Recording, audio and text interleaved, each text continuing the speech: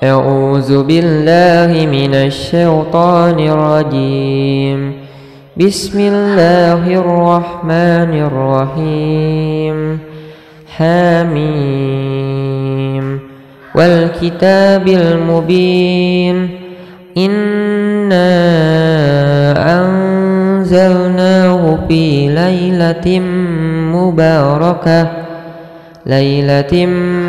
مباركة إنا كنا منذرين فيها يفرق كل أمر حكيم أمرا من عندنا إنا كنا مرسلين رحمة من ربك إنه هو السميع العليم رب السماوات والأرض وما بينهما إن كنتم موقنين لا إله إلا هو يحيي ويميت ربكم ورب آبائكم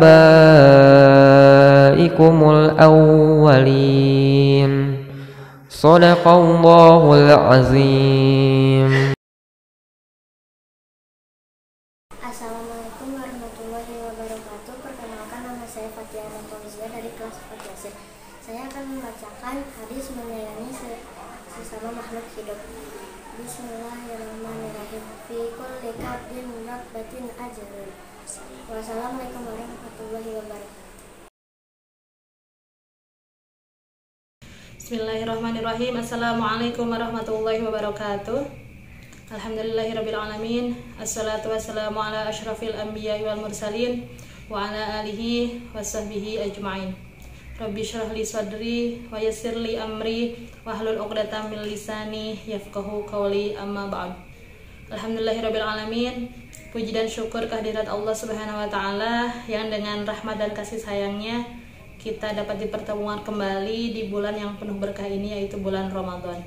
Tak lupa salawat serta salam kepada junjungan kita Nabiyana wa Nabiyakum Nabi Muhammad Sallallahu Alaihi Wasallam yang kita tunggu syafaatnya nanti di yaumil qiyamah. Amin ya rabbal alamin.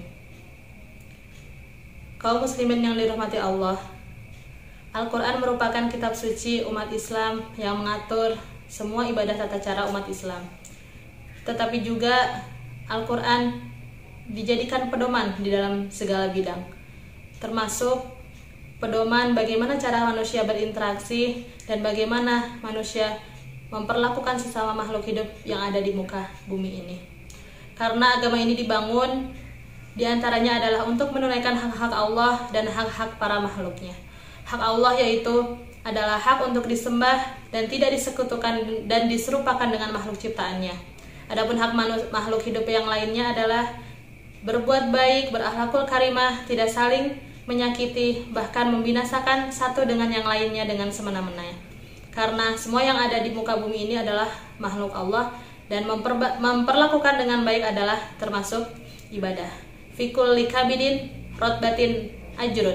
Pada setiap makhluk itu ada ladang pahala.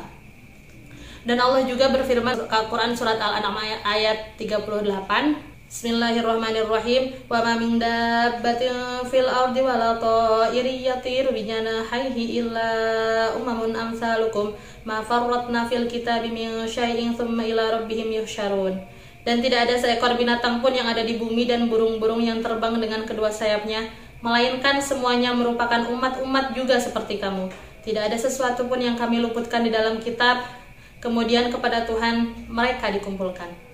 Di dalam ayat ini Allah memerintahkan kita untuk berbuat baik kepada semua makhluk yang ada di muka bumi ini, karena semua makhluk yang ada di muka bumi ini adalah umat-umatnya juga.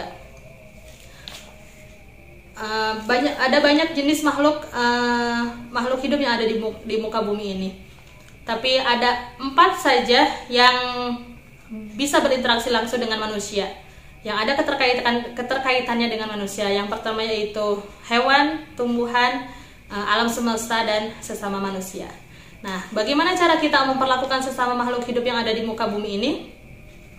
Seperti yang hadis yang diriwayatkan oleh Tabrani, Rasulullah SAW bersabda, yang artinya, sayangilah semua makhluk yang ada di muka bumi ini, maka niscaya malaikat yang ada di langit akan menyayangimu. Jadi bagaimana cara kita berinteraksi dengan sesama makhluk hidup itu, semuanya sudah diatur dalam Al-Quran. Yang pertama adalah mengasihi hewan. Bagaimana kita cara mengasihi hewan? Mengasihi hewan, kita buka surat Yasin ayat 71 dan 72. Ayah bunda boleh dibuka juga Qurannya, ayat surat Yasin ayat 71 dan 72. Bismillahirrahmanirrahim. Awalam yaro anna khalaqna lahum mimma 'amilat aydina an'aman fahum laha malikun wa dzallalnaha faminha raqubuhum wa minha ya'kulun. Dan tidaklah mereka melihat bahwa kami telah menciptakan hewan ternak untuk mereka, yaitu sebagian dari apa yang telah kami ciptakan dengan kekuasaan kami. Lalu mereka menguasainya, dan kami menundukkannya hewan-hewan itu untuk mereka, lalu sebagian untuk menjadi tunggangan mereka dan sebagian untuk mereka makan.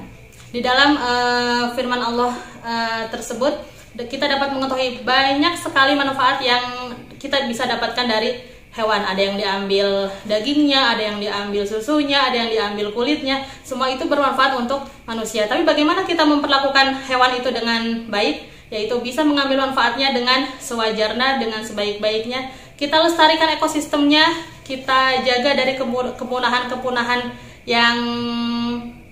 yang akan terjadi, dan kita dapat melestarikan populasinya. Yang selanjutnya adalah bagaimana kita mengasihi tumbuhan. Dalam Quran surat Toha ayat 53, boleh ayah bunda dibuka juga, Toha ayat 53.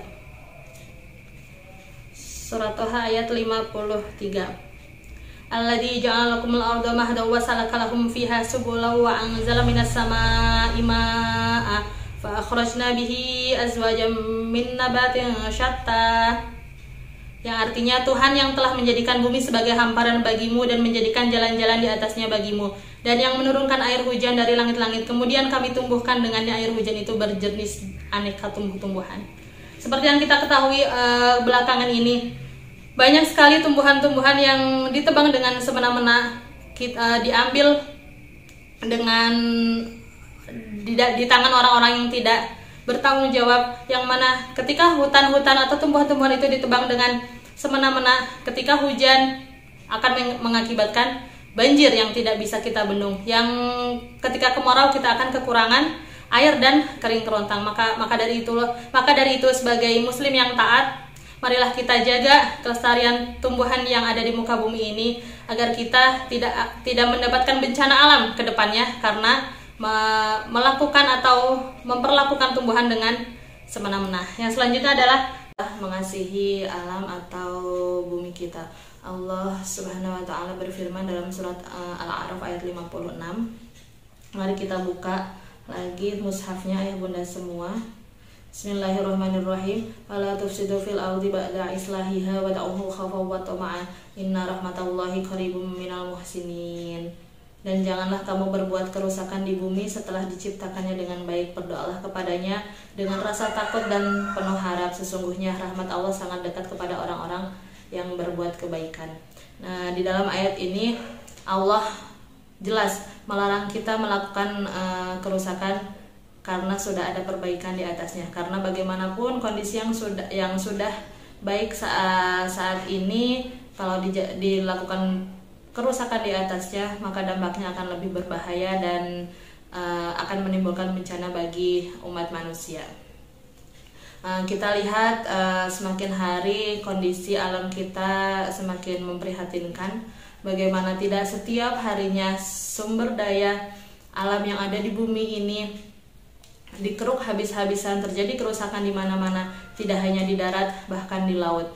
Setiap harinya minyak, bumi, tambang, batu bara, dan hasil alam lainnya diambil oleh orang-orang yang mementingkan keuntungan dan kepentingan pribadi dan kelompoknya saja, tanpa memikirkan bagaimana dampak bagi manusia dan lingkungannya. Oleh karena itu, kita harus lebih memperhatikan bagaimana kondisi alam kita saat ini, dan kita harus memperhatikan tindakan, lebih aware atau lebih perhatian lagi terhadap tindakan-tindakan eksploitasi yang tidak memikirkan kerugian dan dampak buruknya bagi kita semua.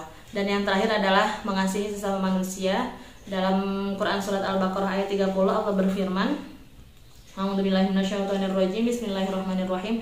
Wa idza qala rabbuka lil malaikati inni ja'ilun fil ardi khalifah qalu ataj'alu fiha man yufsidu fiha wa yasfiku dima wa nahnu nusabbihu bihamdika wa nuqaddisu lak qala inni a'lamu ma la ta'lamun. Dan ingatlah ketika Tuhanmu berfirman kepada para malaikat, aku hendak menjadikan khalifah di bumi. Mereka berkata, apakah engkau hendak menjadikan orang-orang yang merusak dan menumpahkan darah di sana? Sedangkan kami bertasbih memujimu dan menyucikan namamu. Dia berfirman, sungguh aku mengetahui apa yang tidak kamu ketahui.